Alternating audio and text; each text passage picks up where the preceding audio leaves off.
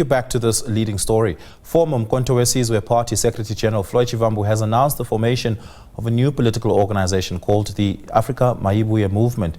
Let's unpack this further now with Prof. Dirk Kotze, who now joins us. Prof, good evening. Thank you so much for your time. Really do appreciate it. The premise with which Floyd Shivambu established Mayibuye Africa was to go in a consultative process across the country to find out if South Africans have the appetite for new and more political options. It turns out, according to his imagination, that the answer is seemingly emphatically yes. But if we were to take a step back away from partisan aspirations, do South Africans truly have the appetite for more political party options on the ballot? Or do we have option fatigue when it comes to our democratic choice?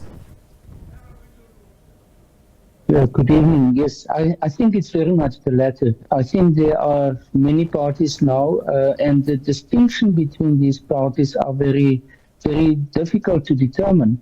When we look specifically at his position now, we all know he comes originally from the ANC, then the EFF, then MK, and now Mayibuye. But in terms of policies, I think there's actually very little difference between them. This is why with today's announcement, he did not really spell out what is very distinct when it comes to the policies of the Afrika Mayibuye Movement. And I think that will be one of the key problems. Very often parties are now much more defined by their leaders, by the personalities, than really by the content or the ideas or the missions of these parties. And I think this is going to be one of the real challenges for Floyd Shivambu and for this new movement of his, is how to develop an identity which is very distinct. Because, for example, take just at the colors that he's using. It's the colors of the ANC, black, yellow, and green, plus red and purple, red for blood and purple for royalty, but very close to that of the ANC. The name Mayibuye is very close to the uMkhonto weSizwe, the original uMkhonto weSizwe, and the National High Command. When they were arrested at Rivonia, they were busy with the Operation Mayibuye Africa. That was the notion of uMkhonto weSizwe is now being used by President Zuma, as well as the ANC, which is very much associated with both uMkhonto weSizwe and Operation Mayibuye. So it's so close to each other that I think the ordinary person, ordinary voter, will really struggle to understand what's the difference. Yeah, I want to go back to the earlier point you made there, that it seems as though what galvanizes South African voters is the cult of personality that the leaders of these parties seem to embody, right? And there are examples of that across more nascent political parties that has joined the political fray in South Africa. Does Floyd have big enough a brand, a profile, and a cult of personality to garner the sort of craze and support that we've seen Jacob Zuma and Julius Malema successfully garner? I don't think he has exactly that same. He cannot compete with them at the same level. What he does have is what I would call national recognition value. People do know who Floyd Shivambu is. So he doesn't come as a newcomer and try to establish a party, and he first has to establish himself and as recognition, that people can recognize him. That he does have. And he's well known, I would say, across the board in South African politics. But I think what is going to be the main challenge for him is that he has now a bit of a reputation of moving between parties, from the ANC to the EFF to MK and now to this party.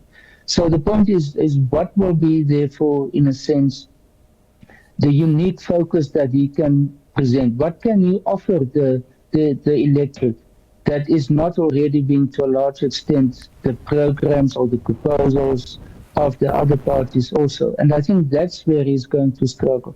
Many parties are not only based on policies. Our voters are not, strictly speaking, what we call in political science rational choice voters, where they put all the parties next to each other, their manifestos, and then choose the one which they believe is the best for that particular election. We don't do that so much in South Africa, although it is moving in that direction very slowly. But it is very much about who do they represent? What is the ideology that they represent? What does the leader of that party stand for and represent and symbolizes to a large extent in South African politics? And I don't think Floyd Shivambu has developed a niche for himself which says, I'm different from President Zuma in MK, I'm different from Julius Malema in the EFF, or even the ANC in general. I don't think he has managed to do that yet. Yeah, and just lastly, political parties, particularly if they're close to each other on the spectrum, are competing for the same donor base. Presumably, Mayibuye would be competing for the same donor base as the EFF, as well as the ANC, and perhaps even the MK party. Do they stand a chance of galvanizing enough resources to stand a formidable chance at the polls next year?